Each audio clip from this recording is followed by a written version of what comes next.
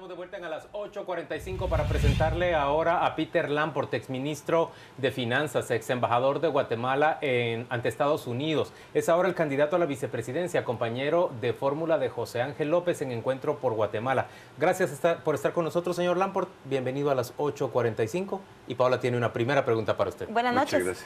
Quizás usted, como nosotros, ha visto que el vicepresidente de la República, el señor Alejandro Maldonado, prácticamente no se le ha visto desde que asumió en ese cargo.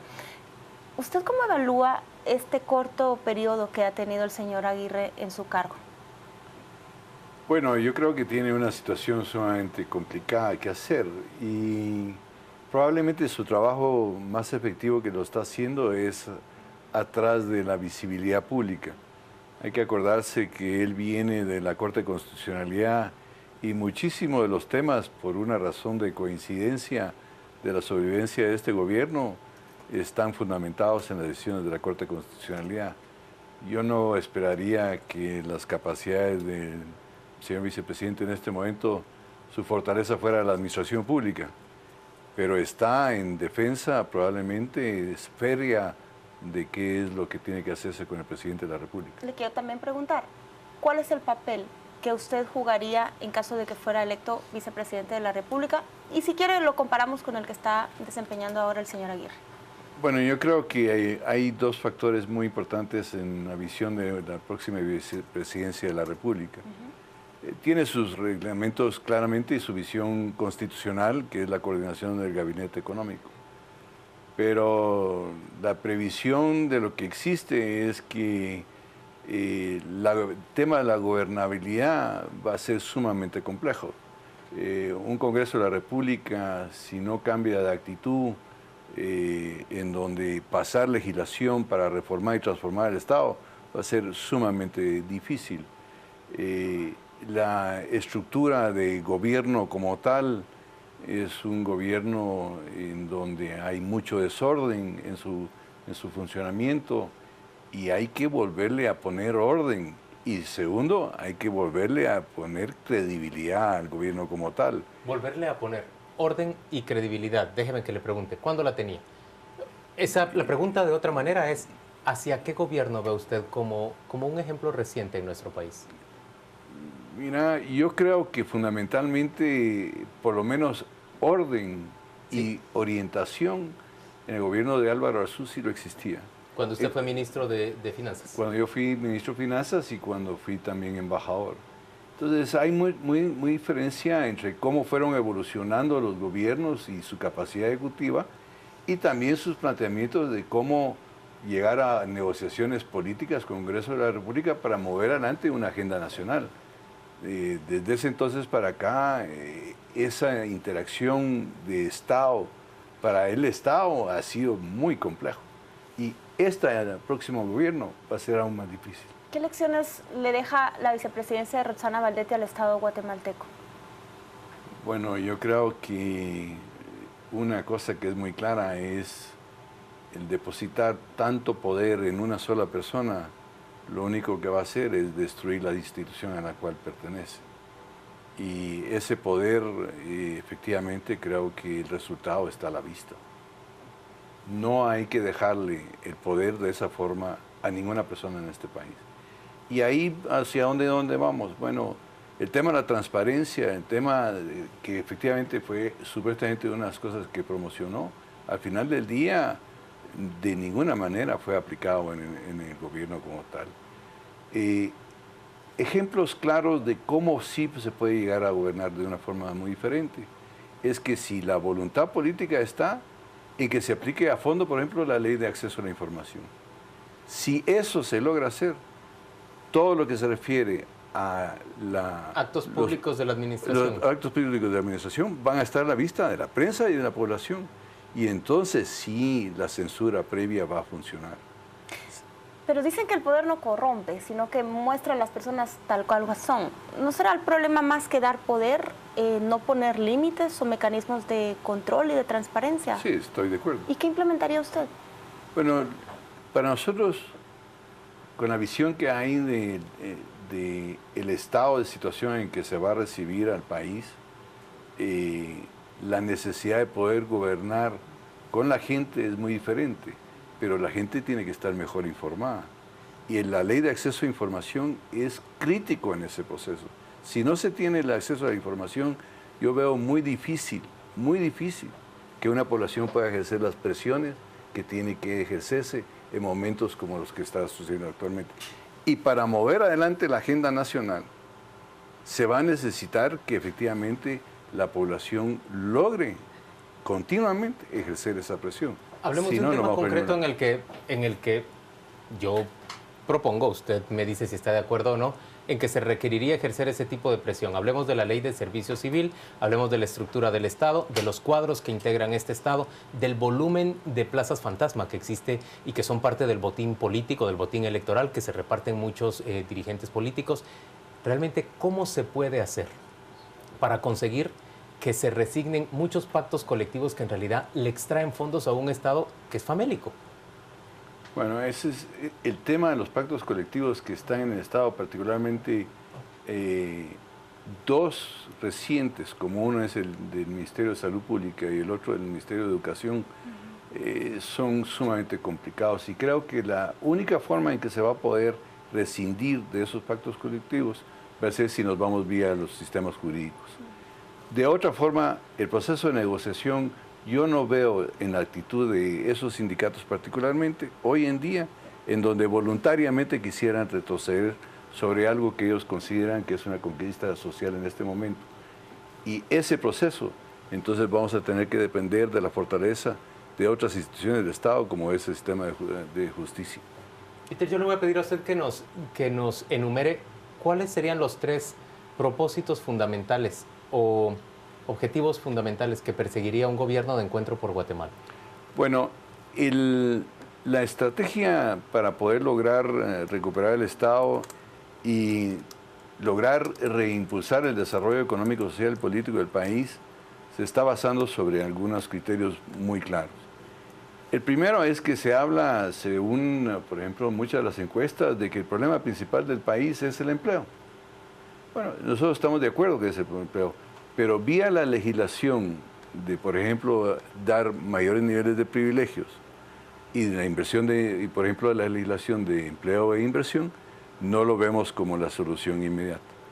El tema de la conflictividad es la que nosotros vemos como principal problema que tenemos que resolver inmediatamente. ¿Desactivar la conflictividad? Desactivarla. Sin desactivar la conflictividad, el resto no se va a dar. Y para darla en otras dimensiones, si nosotros queremos crecer a una tasa económica del PIB de un 5.5%, 5.7%, necesitamos generar un nivel de ahorro e inversión alrededor del 25% del PIB. Y hoy en día andamos sustancialmente por debajo de ello. Pero el problema, como visualizamos interno y externamente para incrementar los niveles de inversión, es primero resolver el tema de la conflictividad. Ese es el tema número 1. ¿Cómo se desactivan los conflictos, por ejemplo, alrededor de las hidroeléctricas y alrededor de la extracción minera? 2 fuentes que muy probablemente podrían generar inversión real en el país. Importantísimos, importantísimos. El primer paso es que el Estado tiene que recuperar y hacer funcionar su rol de participación en ese proceso. Antes de que se invite a una empresa a invertir en esa región, el Estado tiene que haber hecho las negociaciones propicias cerca de las comunidades y las áreas de influencia de esas inversiones de tal naturaleza de que se genere la confianza a nivel de las comunidades y que la visión de largo plazo y los beneficios de corto plazo sean visibles a las comunidades. Luego de eso se invita a las empresas a participar. ¿Y qué pasa si la comunidad dice, me interesa cómo me lo presenta, me parece que me hizo partícipe, pero mi respuesta sigue siendo no? Creo que al final del día, en aras de la gobernabilidad del país, hay que respetar esas decisiones. ¿Y cuáles serían las otras líneas de inversión que se buscarían si no es a través de esos proyectos que mencionaba Juan Luis? En ese caso, las consecuencias hay que visualizarlas. Una cuestión es que, por ejemplo, en el caso de las hidroeléctricas, el recurso hídrico, afortunadamente las oportunidades del país son horizontales en todos los departamentos del país, no existe únicamente uno. Bueno, si una comunidad no desea la inversión y no está lista para recibirla, se puede ir a otra. Se puede ir a otra. Si aquí una de las cuestiones que hay que entender es que ese recurso es tan poderoso en cuanto a sus fuentes, de que hay una diversidad enorme de oportunidades de aprovecharlo. Usted es un experto en materia económica. Déjeme preguntarle dos cosas. ¿Le preocupa la situación del azúcar, cuyo precio internacional en este momento está por debajo del costo de producción en el país? Tenemos prácticamente toda la costa sur, las mejores tierras de Guatemala, sembradas de caña de azúcar. ¿Le preocupa ese tema? No, no me preocupa mayor cosa en ese sentido. El país sigue siendo, primero, mucho más diversificado en sus oportunidades de exportación. Pero segundo, la industria azucarera ha hecho avances extraordinarios en ese sentido. Uno es, creo que el tercer área de producción más eficaz que existe a nivel mundial. Han diversificado sus fuentes de producción entre energía y alcoholes para la producción internacional. Y esto, como siempre sabemos, son temporales. ¿Usted los ve sobreviviendo a este periodo de bajos precios? Y el tercer aspecto importante en esto es que la mayoría de la industria azucarera vende sobre la base de futuros. Entonces los precios corrientes a los cuales van a producir estas próximas cosechas ya fueron negociados a precios más altos. Peter, ¿y esas tierras, las mejores de Guatemala, están mejor utilizadas para producir caña de azúcar, por ejemplo, o palma africana en buena parte del país, o banano, que también se produce en áreas extensas, monocultivos? ¿Ese es el futuro de nuestro agro? ¿O usted ve un futuro distinto? Hay áreas en donde los monocultivos funcionan y las economías de escala tienen que funcionar, pero nos vamos a las regiones como en el altiplano, en donde son una serie de microclimas, hay que aprovechar al máximo los microclimas. Ahí es donde el valor agregado tiene otro sentido, la siembra de flores, hortalizas, frutas y otros conceptos de esa naturaleza pueden ser mucho más productivos. Y la otra cosa que hay que recordar, que el país tiene una vocación forestal gigantesca. Entonces, el país tiene una riqueza gigantesca en la diversidad de su naturaleza física. Pero nunca hemos sido capaces de rentabilizar esa vocación forestal. Ah, bueno, claro que somos capaces de rentabilizarlo. Hoy en día ya hay industrias forestales que están compitiendo contra China, que están compitiendo contra Chile, que están compitiendo contra Estados Unidos como productores gigantescos de bosques a nivel mundial. Y por otro lado, nosotros también tenemos procesos de especialización. Hoy en día, lo que se refiere a las maderas duras como tales, nosotros somos de los pocos países en el mundo que somos capaces de producir ese tipo de madera. Sí, siempre y cuando no nos la saquen antes, en contrabando. Por supuesto, ahí es la seguridad que se necesita mantener, ¿verdad? Le quiero preguntar de carga tributaria. Su homólogo, el señor Barquín, de Líder, plantea incrementar la carga tributaria en los próximos 8 años, asumiendo que podrían estar 2 periodos en el gobierno, hasta 14%, nivelarla con Centroamérica.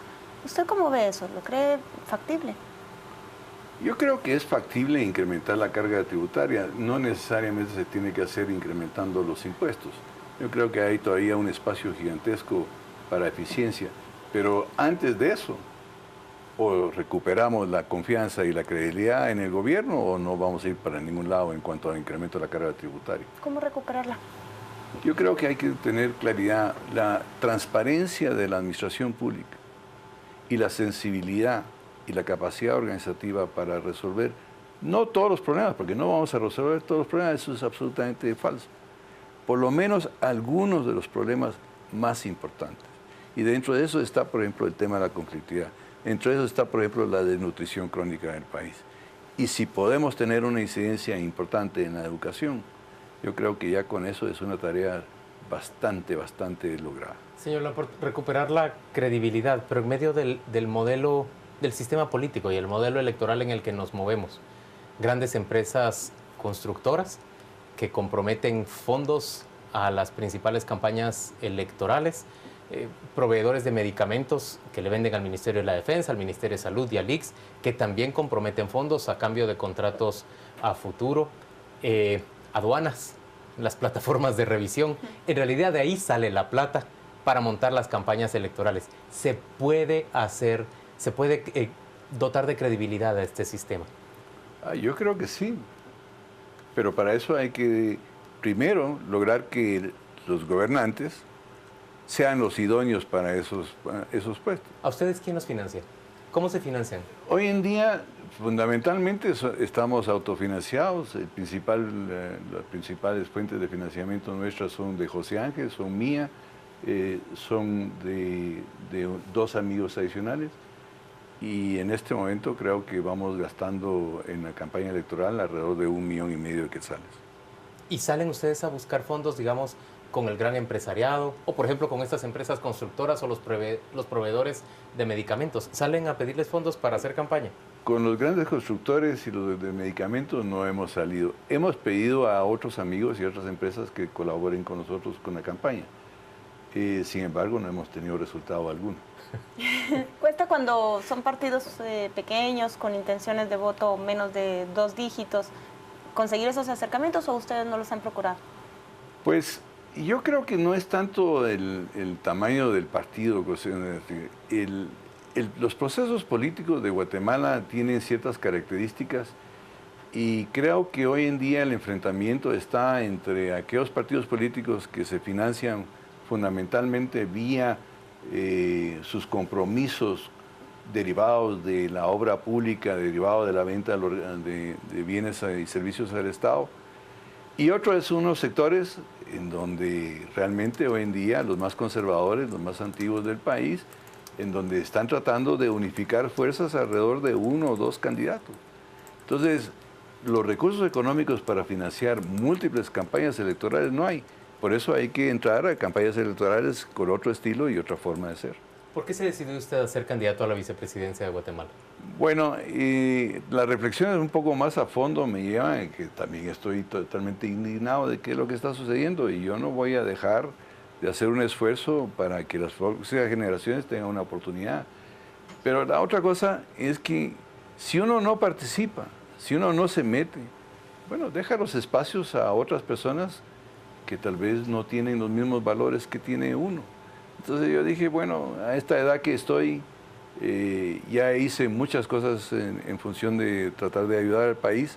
Bueno, hagamos el último esfuerzo en este sentido, metámonos a política, hagamos un ejemplo, veamos si ese ejemplo le pica a la juventud y entonces podemos pensar en un futuro diferente para el país. Señor Lamport, gracias por acompañarnos a las 8:45. Vamos a la pausa comercial en este momento y volvemos dentro de muy poco para ofrecerle ya la información.